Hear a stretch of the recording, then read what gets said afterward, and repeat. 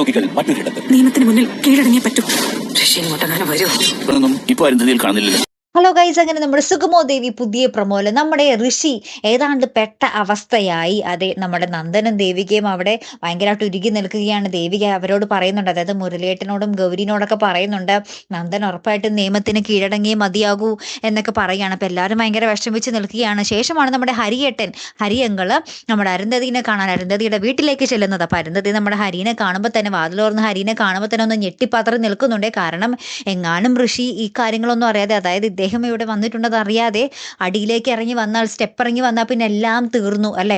അപ്പം ഇവർ നമ്മുടെ ഹരിയും നമ്മുടെ അരുന്ധതിയുമായിട്ട് സംസാരിക്കുന്നുണ്ട്. അപ്പോൾ ഹരിയങ്കൾ നമ്മുടെ അരുന്ധതിയുടെ അടുത്ത് പറയുന്നുണ്ട്, അരുന്ധതിയുടെ മുഖത്തല്ലേലും പ്രഭ പറഞ്ഞത്രയും ടെൻഷനൊന്നും ഇപ്പം ഞാൻ കാണുന്നില്ലല്ലോ, എന്തായി ഇപ്പം കാര്യങ്ങളെല്ലാം ശരിയായോ എന്നൊക്കെ ഇങ്ങനെ ചോദിക്കുന്നുണ്ട്.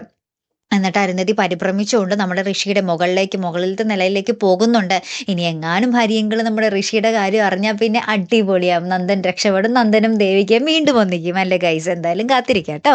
അപ്പോൾ അടുത്തൊരു വീഡിയോ വരുന്നത് വരയ്ക്കും ഗുഡ് ബൈ.